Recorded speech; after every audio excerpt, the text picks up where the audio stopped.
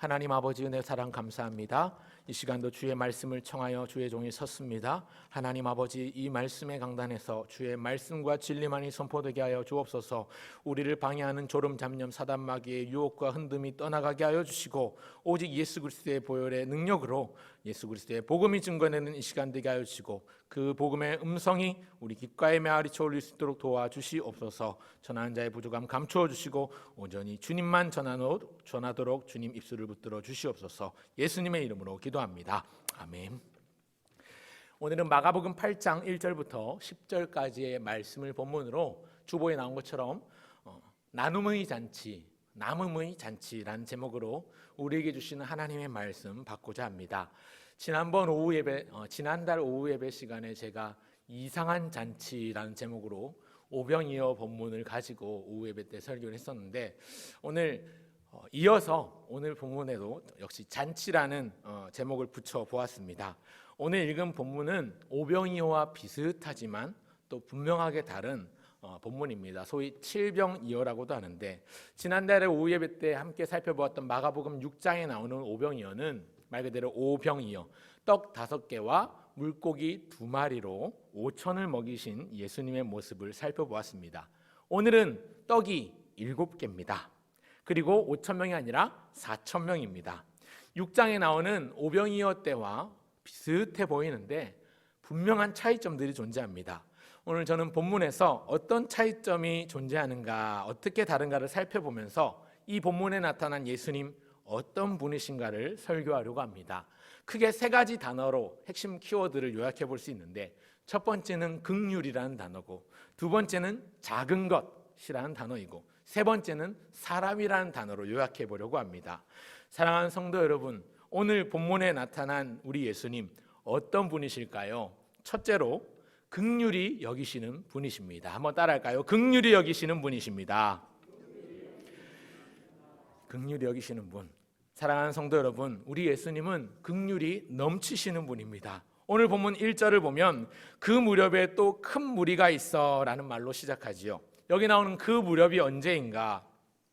지난달에 살펴보았던 오병이어 본문 기억나시죠? 마가복음 6장에 나옵니다. 예수님께서 갈릴리 동쪽 벳세다에서 그렇게 오병이어로 큰 무리를 먹이신 직후에 건너편 게네사렛에서 병자들을 고치시고, 또 거기서 북쪽으로 위로 올라가셔서 이방인들이 많이 사는 두로와 시돈 지역으로 가셨다가 스로보니게라는 마을에서 한 여인을 만나신 직후에 데가볼리를 거쳐서 다시 갈릴리 쪽으로 내려오셨는데, 이번에는 오병이어 때 그 장소 벳세다 건너편 서쪽 편으로 내려오신 그 무렵입니다. 1절에 그 무렵에 또 큰 무리가 있어 먹을 것이 없는지라. 또 큰 무리가 있다라고 말씀하는 것은 또라는 말을 하고 있기 때문에 처음이 아니라는 거죠. 말씀드린 것처럼 앞서 6장이 나오는 오병이어 때에 큰 무리가 예수님 앞에 나타났었는데, 그것과 다른 또 다른 큰 무리가 있었다는 말입니다. 또 큰 무리가 있다. 오병이어 때와 비슷하지만 그때와 다른 점 몇 가지가 있는데 말씀드리겠습니다. 오병이어 때와는 조금 다르게 이번에는 예수님께서 먼저 나서셔서 그 큰 무리를 먹이시고자 하십니다. 오병이어 때는요, 예수님 가만히 계셨어요. 제자들이 먼저 자신과 예수님께 나온 큰 무리를 보면서 제자들이 예수님께 물었습니다. 이 많은 사람들을 우리가 어떻게 먹일까요? 라고 하면서 이 근처에 있는 마을과 촌에 두루두루 다니게 하면서 사 먹게 해야 되지 않습니까? 200데나리온 했다고 우리가 어디서 구하겠습니까? 이렇게 얘기를 했었는데, 오늘 본문에서는 제자들이 말 꺼내기 전부터 예수님께서 먼저 그들을 먹이시고자 합니다. 그런가 하면 6장에 나오는 오병이어 때에는 그 장소, 배경이요, 빈들이었습니다. 읽지는 않았습니다만 6장 39절에 보면 푸른 잔디가 나 있는 빈들에서 사람들을 앉히시고 거기서 오병이어로 배불리 먹이셨습니다. 그런데 오늘 이 본문을 보면 8장 4절에 보면 오늘의 장소는 광야입니다. 빈들이 아니라 광야. 빈들보다 훨씬 황무하고 적막한 이미지가 떠오르시죠. 6장에서는 오병이어 때는 잔디가 있는 빈들이었을 뿐만 아니라 제자들이 예수님께 말하기를 사람들을 해산시켜서 두루두루 마을과 촌으로 가서 알아서 각자 사 먹게 해야 된다는 말을 했었습니다. 이 말인즉슨 그 근처에 두루두루 함께 흩어져서 나눠 사 먹을 만한 마을과 촌락이 있었다는 얘기지요. 그런데 오늘 8장 본문에는 그런 말은 없고요. 오히려 3절에 보면 예수님께서 만일 내가 그들을 굶겨 집으로 보내면 길에서 기진하리라. 그 중에는 멀리서 온 사람들도 있느니라 말씀하십니다. 이 말인즉슨 오병이어 때와는 다르게 근처에 마을이나 촌이 없고 빵을 구할 형편이 아니란 얘기입니다. 그리고 6장에 나왔던 큰 무리는 예수님의 제자들과 예수님을 보고 나온 사람들이었는데 오늘 본문 8장에 나오는 이 큰 무리의 성격이 조금 달라요.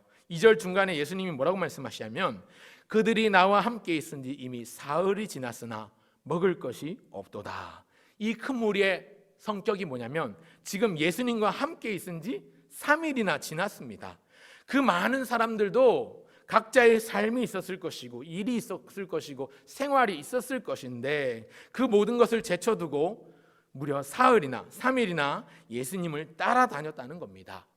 6장 때 오병이어 때 나왔던 그 무리들과 그 성격이 조금 다릅니다. 이 8장에 나온 큰 무리는 6장에 나온 큰 무리보다 아마도 최소한 예수님에 대한 사모하는 마음, 그 간절함은 더했을 것입니다. 그러니 자기 시간이나 생활을 포기하고 기꺼이 배고픈 가운데서도 3일 동안 예수님과 함께 한 겁니다. 그래서일까요? 6장보다 더 적극적으로 예수님께서 먼저 나서십니다. 말씀드린 것처럼 6장에서는 제자들이 먼저 예수님께 어떻게 해야 될지 말을 꺼냈는데 오늘 본문에는 예수님이 먼저 말씀하십니다. 그 중심에 그 큰 무리를 향한 마음이 있습니다. 그 마음이 무엇인가? 다시 한번 2절을 다 같이 읽겠습니다. 2절 시작. 내가 무리를 불쌍히 여기노라. 그들이 나와 먹을 것이 내가 무리를 불쌍히 여기노라. 오병이어 때도 그랬지만 예수님의 마음 불쌍히 여기는 마음입니다. 이 불쌍히 여긴다는 단어 지난번에 설명을 드렸는데 단어를 설명을 드렸는데 원문의 의미는 이 장이 끊어진다라는 뜻입니다. 내장이 부서지는 듯한 심장이 미어지는 듯한 가슴 아픈 속상함을 의미합니다. 그들이 나와 함께 있은 지 이미 사흘이 지났으나 먹을 것이 없도다. 3절에 만일 내가 그들을 굶겨 집으로 보내면 그들이 집에 도착하기도 전에 길에서 기진하리라. 그 중에서는 멀리서 온 사람들도 있느니라. 우리 예수님의 마음 긍휼입니다. 우리 예수님 참 좋으신 분입니다. 오늘 본문에서 우리가 분명히 알 수 있는 예수님의 성품, 예수님의 인격, 긍휼을 베푸시는 주님, 큰 무리를 불쌍히 여기시는 그 인애로우시고 자비로우신 인격을 우리가 볼 수 있습니다. 멀리서 온 사람도 있는데 어떻게 내가 그냥 돌려보내겠나? 그럴 수 없지. 그런 마음이 있죠. 앞서 오병이어 때에도 우리 예수님은 큰 무리를 보시고 그들의 목자 없는 양 같음을 인하여 불쌍히 여기셨는데 너무너무 속상하신 그 마음이 장이 끊어지는 것 같은 아픔이 있으셨는데 오늘 본문에도 예수님은 자기를 따른 자들을 불쌍히 여기셔서 기꺼이 그들을 먹이시고 마땅히 그들을 책임져 주시고자 합니다. 오늘 예수님 앞에 나오는 자들, 예수님을 따르는 자들, 예수님께서 불쌍히 여기는 마음, 그 긍휼의 마음으로 은혜를 베풀어 주십니다. 오늘 우리 이 시대에 예수님 믿으며 살아가는 것이 얼마나 힘듭니까? 코로나19가 터지고 나서 교회 싫어하는 사람이 더 많이 늘어났습니다. 이 교회가 교회발이 아닌데도 이게 교회발로 자꾸 언론이 빵빵 터뜨리니까 교회를 자꾸만 부정적으로 나쁜 쪽으로 침소봉대하면서 몰아가니까 교회 다니던 사람들도 교회를 부정적으로 말하는 사람들이 많아졌습니다. 이 장기화되고 있는 이 코로나 상황은 교회를 더 어렵게 합니다. 우리 성도님들 그래서일까요? 안 그래도 힘들었는데 그러지 않아도 코로나 터지기 이전부터 경기가 힘들어서 어려웠는데 직장생활 하시는 분들 얼마나 고단하십니까? 또 사업하시는 분들은 얼마나 힘드세요? 특별히 믿음에 있어서 예수님을 따르며 그 믿음을 지켜낸다는 것이 얼마나 힘든지 얼마나 어려운지 모릅니다. 누군가 밑에서 일하는 사람은 상사 눈치가 많이 보이지요. 우리가 가진 믿음을 유지하고 버티기가 참 힘든 시기입니다. 심지어 학생들조차도 교회 나가는 거 학교 선생님이나 학원 선생님들이 뭐라 하죠. 대놓고 뭐라고 할 수 없지만 은근히 압박을 합니다. 그러나 여러분, 기억할 것 첫 번째, 예수님은 자기를 따르는 자들을 모르는 척 가만히 놔두지 않으십니다. 배고파 기진한 사람들을 위해서 기꺼이 능력을 베푸시는 분이라는 것, 우리 예수님 우리를 불쌍히 여기시는 거, 우리를 향한 긍휼의 마음이 있으신 분이라는 것 꼭 기억하셨으면 좋겠습니다. 오늘 우리가 힘들고 어렵지만 그럼에도 불구하고 예수님을 잘 따르고 주를 잘 섬기면 주님은 놀라운 능력을 베푸시고 은혜로 채워주시며 인도하십니다. 오전에 주셨던 말씀, 제 머리와 마음팍에 확실히 새겨졌는데요. 여호와를 경외함과 겸손을 가르쳐야 되는 이유가 어디 있습니까? 우리가 하나님을 잘 섬기고 겸손히 하나님 경외하면 하나님께서 갚아주십니다. 9절 그 자리에서 그냥 외워버렸어요. 오전에 예배드리다가 겸손과 여호와를 경외함의 보상은 재물과 영광과 생명이니라. 맞죠? 잠언 22장 4절 말씀. 겸손과 여호와를 경외함의 보상은 재물과 영광과 생명이니라. 힘들고 어려운 가운데서도 우리가 겸손함으로 하나님 경외하고 주님을 잘 섬기고 잘 따르면 하나님이 하늘의 상급으로 갚아주시는 이 보상이 있다는 것입니다. 이것이 우리에게 주어진 약속입니다. 우리 예수님 긍휼하신 분, 긍휼이 넘치시는 분, 그래서 자기 백성들이, 자기 자녀들이 고통받는 것을 가만히 유기하고 방치하지 않는 분이라는 사실을 꼭 기억하시고 마음에 담으시면 좋겠습니다. 오늘 우리는 예수님을 따라야 합니다. 그런데 동시에 세상을 향해서 품어야 될 마음이 있으니 바로 이 예수님의 마음입니다. 무리를 불쌍히 여기는 마음, 긍휼의 마음입니다. 예수님의 제자된 우리가, 하나님의 자녀된 우리가 예수님의 거룩한 그 생명과 맞바꿈된, 그래서 우리가 하나님의 의로운 자녀가 된 자녀가 가져야 될 마음입니다. 교회가 세상을 향해서 보여줘야 될 모습이 바로 이 긍휼입니다. 기진하여 배고픈 자들을 먹이시는 예수님처럼 타는 목마름과 기진함으로 영적으로 굶주려 있고 그것조차도 자각하지 못하는 세상 사람들에게 우리는 긍휼로 다가가야 합니다. 예수님께서 행하신 이 긍휼의 사역을 이제 우리가 해야 합니다. 부활하신 예수님께서 제자들을 만나주시고 마지막 하늘로 올라가실 때, 승천하실 때 주셨던 대명령이 무엇입니까? 너희는 가서 모든 민족으로 제자를 삼아 아버지와 아들과 성령의 이름으로 세례를 주라는 것이죠. 예수님의 뜻과 마음과 예수님이 행하신 일들을 가르치고 지켜 행하며 믿고 세례를 받게 하라는 것이 예수님의 명령이셨는데, 예수님께서 우리에게 가르쳐 주셨고 예수님께서 우리에게 행하셨고 예수님께서 우리에게 보여주신 일들을 오늘 우리가 해야 한다면 그 출발점은 바로 예수님이 가지셨던 그 중심에 있는 불쌍히 여기는 마음, 긍휼에서 시작해야 합니다. 자비와 사랑의 마음으로 예수님의 긍휼로 세상을 향해 손 내밀 수 있어야 합니다. 오늘도 영의 양식을 공급받지 못해서 죽어가는 영혼들을 위해서 우리가 해야 될 역할이 있습니다. 오늘도 복음을 들어도 그 복음을 믿지 못해서, 받아들이지 못해서 여전히 심판을 면할 길이 없는 그들을 위해서 우리가 해야 될 사명이 있습니다. 여러분, 교회는 긍휼이 넘치는 곳이어야 합니다. 서로가 서로를 볼 때 불쌍히 여기는 곳이어야 합니다. 또 이런 그리스도인이, 교회가 세상을 바라볼 때 긍휼히 여기고 측은히 여기고 그런 마음으로 그들에게 손 내밀어 다가가야 합니다. 그리고 영의 양식인 이 생명의 말씀, 예수 그리스도의 피 묻은 이 은혜의 복음을 그들에게 건네 주어야 합니다.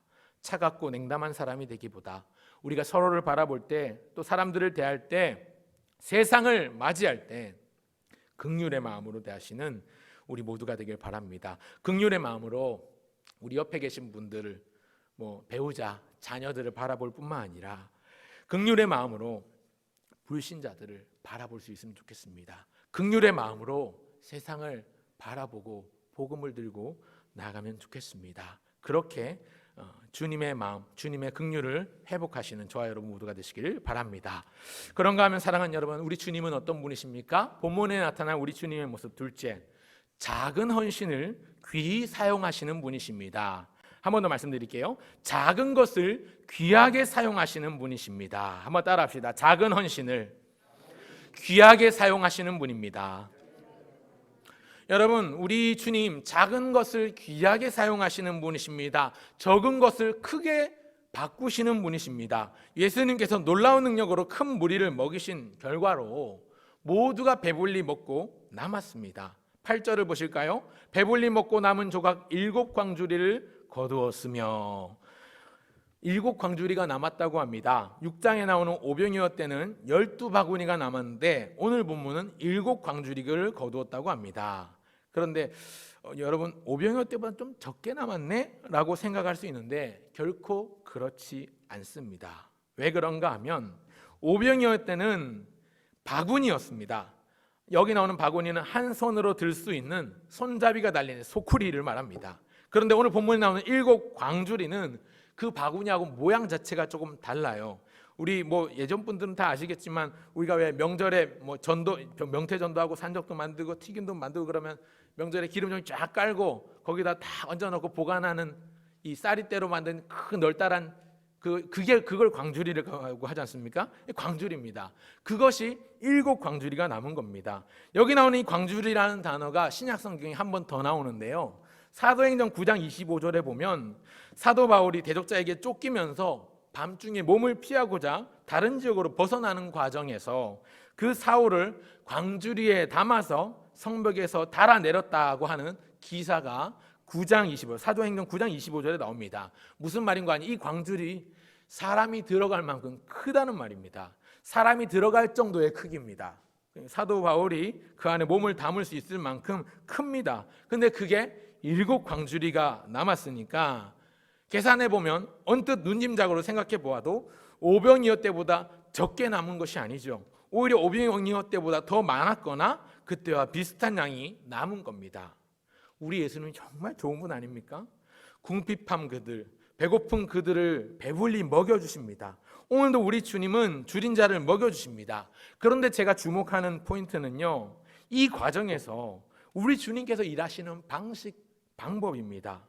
첫 번째 포인트가 긍휼, 우리 예수님의 성품과 인격에 맞춰져 있었다고 한다면 두 번째로 맞출 포커스는 우리 예수님의 방법, 예수님이 일하시는 방식입니다.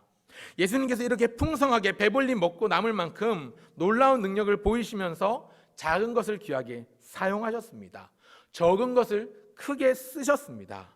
말씀드린 것처럼 오병이어 또한 다르게 오늘 본문에서는 근처에 마을이나 촌락이 없었습니다. 떡을 구하기 어렵습니다. 그래서 4절에 보면 4절 보십시오. 제자들이 대답하되 이 광야 어디에서 떡을 얻어 이 사람들로 배부르게 할 수 있으리까?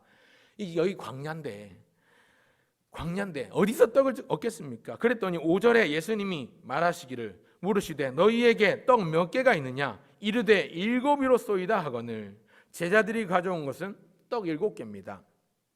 지금 모여있는 사람이 4,000명인데요.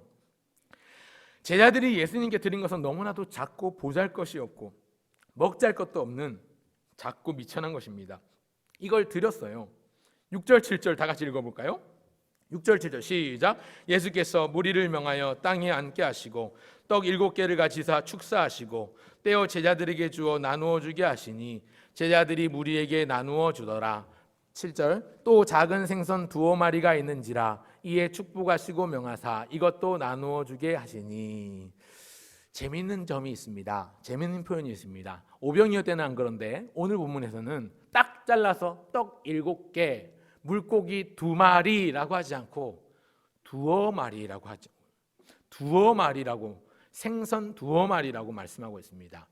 무슨 말인가 하니 오늘 우리가 주목하고 집중해야 될 건 이 떡이 몇 개냐, 물고기가 몇 마리냐, 이게 중요한 게 아니라는 얘기를 하려고 합니다. 오늘 본문에서 강조하고 있는 것은 떡이 몇 개고 물고기가 몇 마리라서 그래서 몇 명이 먹었고 얼마가 남았느냐 하는 게 중요한 게 아니라 오늘 본문이 주목하고 있는 것은 지금 이 일을 행하시고 있는 분이 누구냐, 어떤 분이시냐, 어떻게 행하시는가 하는 것을 보면서 그것을 강조하고 있습니다.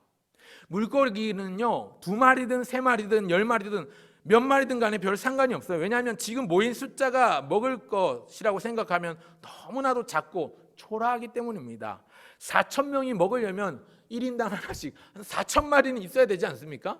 그런데 지금 있는 건 의미가 없어요. 2마리건 20마리건 200마리건 의미가 없습니다. 그저 작은 도시락에 불과합니다. 그런데 제자들이 이 작은 것을 주님께 갖고 나왔는데 예수님은 이 작은 것을 귀하고 크게 쓰십니다. 사랑하는 여러분, 주님 앞에서 작은 헌신이라는 것은 없습니다. 제자들이 드린 것은 작고 미약해서 보잘것없이 초라했지만 주님은 능력으로 그 헌신을 크고 위대하게 사용하십니다. 한두 사람이 겨우 허기를 면할 수준의 적은 음식이었는데 주님께 드렸더니 주님은 그것을 사용하시고 축사하시어 거기 모여있던 4,000명을 배불리 먹이셨습니다. 4천이 아닙니다. 당시에 사람을 계수할 때에 여자와 어린아이는 사람에 포함시키지 않고 숫자에 포함시키지 않는데 그것을 감안해 본다면 아마 오병이어 때처럼 약 10,000명 가까운 사람들이 또 배불리 먹은 것입니다.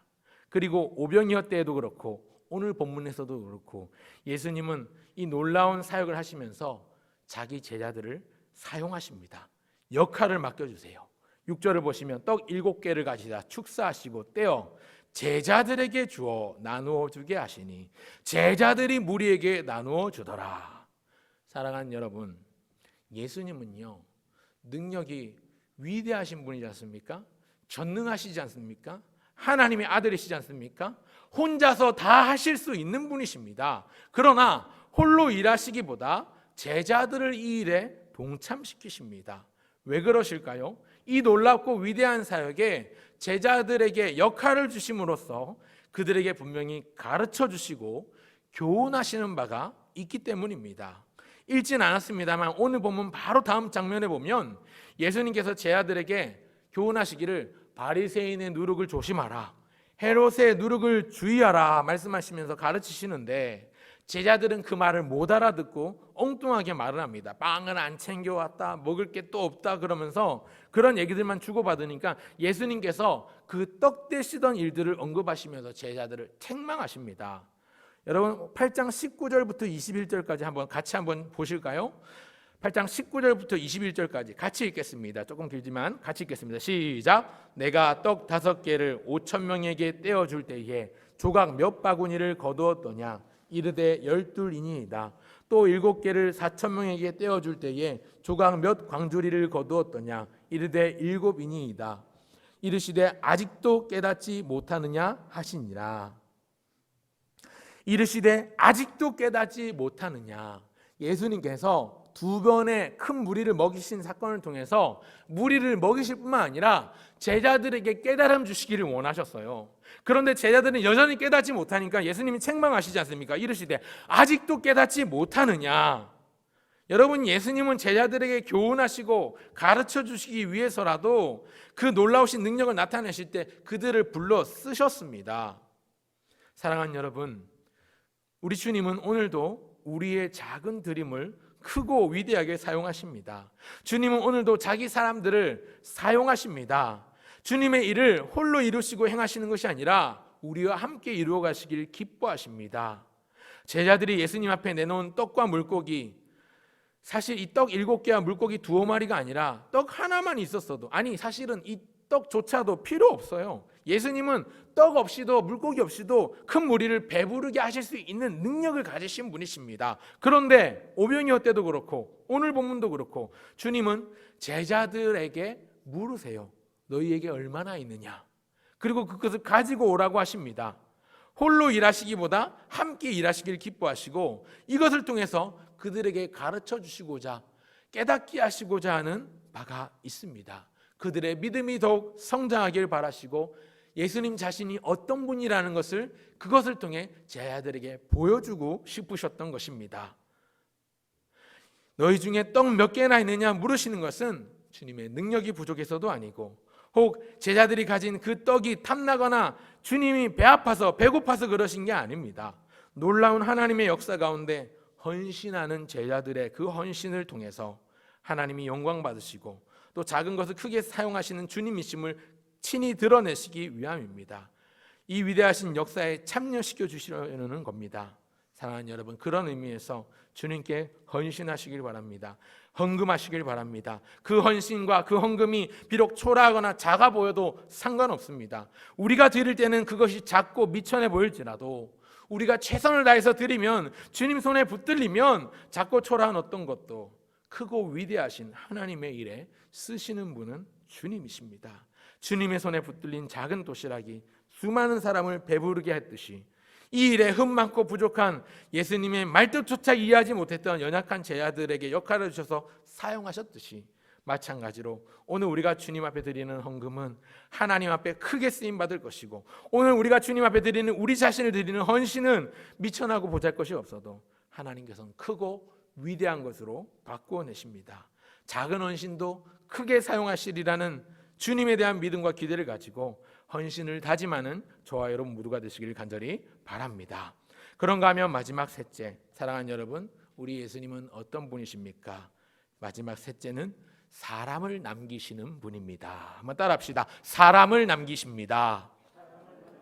우리 예수님 사람을 남기시는 분이신데요, 큰 무리를 배불리 먹이신 예수님은 이제 10절에 보면 제자들과 함께 배에 오르사 달마누다 지방으로 가십니다. 그런데 그냥 가시지 않습니다. 오병이어 때 사건에는, 오병이어 장면에는 없는 내용이 기록되어 있습니다.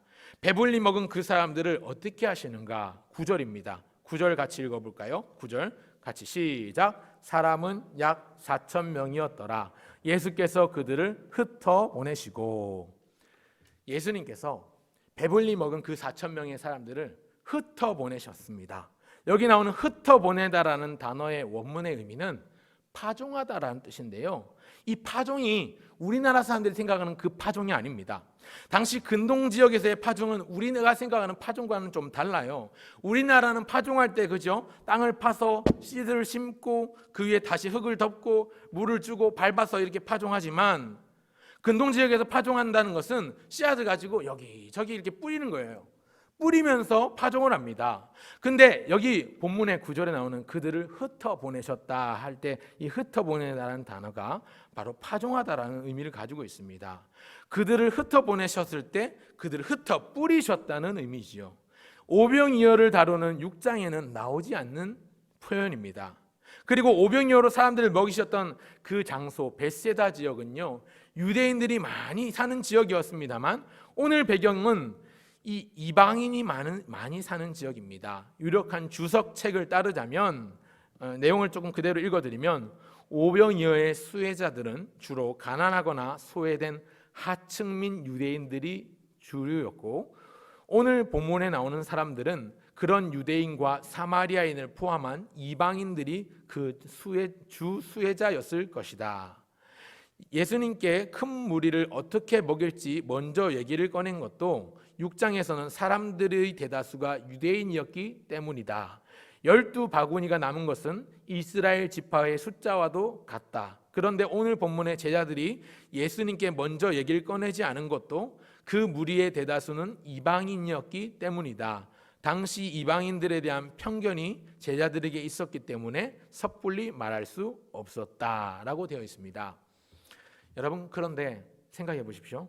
우리 예수님은 유대인들만 아니라 유대인들을 그렇게 배불리 먹여주셨어요, 6장에서. 근데 오늘 이방인들이 많이 사는 지역에서 놀라운 일들을 행하셨습니다. 뿐만 아니라 배불리 먹이시고 나서는 그들을 흩어 보내셨어요. 각자의 마을로 흩어 보내셨습니다. 마치 씨를 뿌리듯이. 무슨 파종을 하신 것일까요? 오늘 큰 무리에게 능력을 베푸신 예수님의 목적이 여기 있습니다. 첫 번째가 성품과 인격의 포커스가 있었고, 두 번째가 방식과 방법의 포커스가 있었다면, 세 번째는 목적과 이유가 여기 있습니다. 오병이어에 이어서 오늘 본문에서 다시 한번 큰 무리를 먹이시는 것은 예수님께서 유대인만 아니라 이방인들에게도 그 긍휼과 자비의 마음으로 은혜를 베풀어 주시는 분임을 드러내고 있습니다.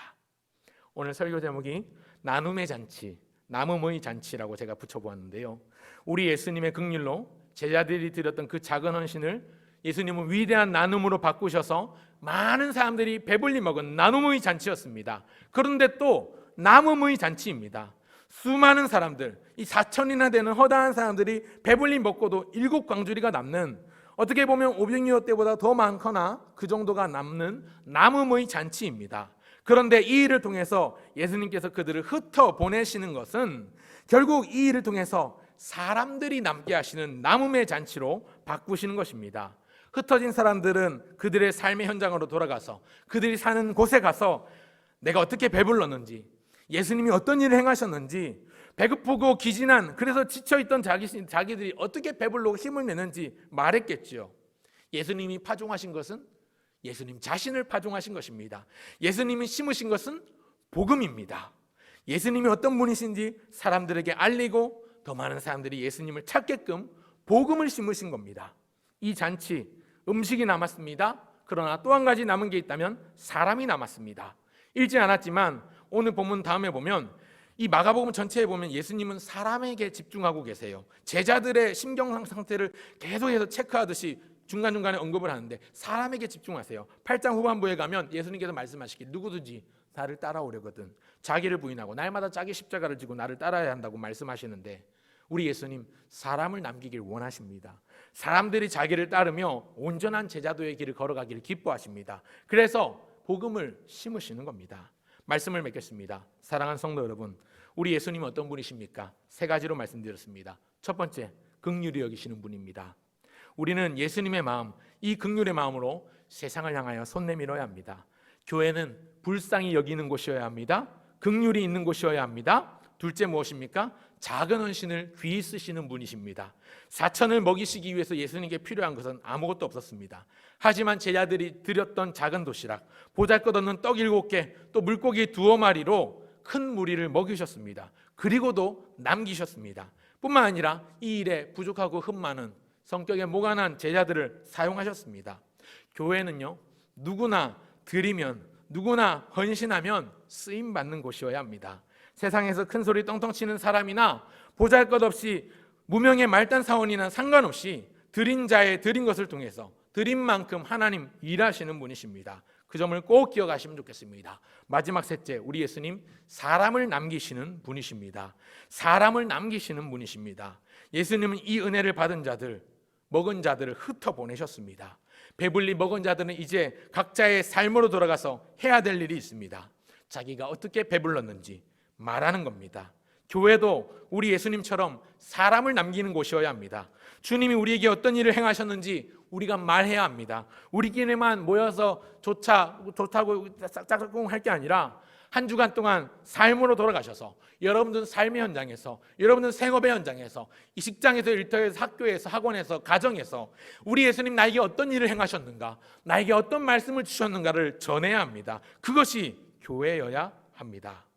이것이 우리에게 맡겨주신 사명입니다. 이 땅의 교회가 절대로 놓치지 말아야 될 두 가지 부르심이 있는데, 한 가지가 모이는 교회고 또 한 가지가 흩어지는 교회입니다.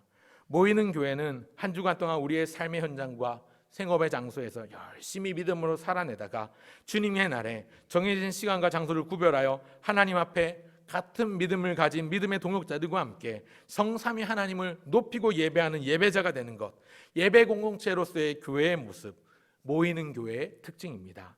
그리고 또 한 가지가 흩어지는 교회라고 했는데, 그렇게 함께 모여서 예배드리며 하나님께 마땅히 올려드려야 될 영광을 드리고 난 다음에 그 시간에 주셨던 말씀과 그 시간에 부어주셨던 은혜를 통해서 나에게 주신 사명을 다시 한번 확인하고 우리 삶의 현장으로 돌아가서 우리의 일터와 학교와 가정에서 그 복음을 살아내고 증거하는 것, 하나님께서 어떤 일을 행하셨는지 말하는 것, 그 사명대로 사는 것이 흩어지는 교회의 모습입니다. 사랑하는 부평교회 성도 여러분, 오늘 우리에게 예수님의 긍휼이 넘치길 바랍니다. 또 주님께 우리를 드리는 헌신이 있길 바랍니다. 그리고 사람을 남기셨던 예수님과 같이 사람을 남기는 일에 힘과 열심을 쏟아부으시길 바랍니다. 가정의 달입니다. 오늘 어린이 주일인데요, 자녀들을 향해서도 그냥 내가 자녀들 낳아주고 키워주면 됐지 뭐 끝이 아니라 자녀들의 믿음 또한 사람을 남기듯이 믿음을 남기시길 바랍니다. 우리 자녀들, 또 자녀의 자녀들이 우리보다 더 깊은 믿음, 더 좋은 믿음을 가질 수 있도록 가만히 있으면 그들의 믿음이 자라지 않습니다. 우리가 먼저 말씀으로 양육하고 가르쳐야 합니다. 이 일에 마음을 쏟으시고 시간과 물질을 쏟으시는 우리 모두가 되면 좋겠습니다. 그래서 우리 주님께서 기뻐하시는 저와 여러분 모두가 되시기를 우리 주님의 이름으로 간절히 소원을 드립니다.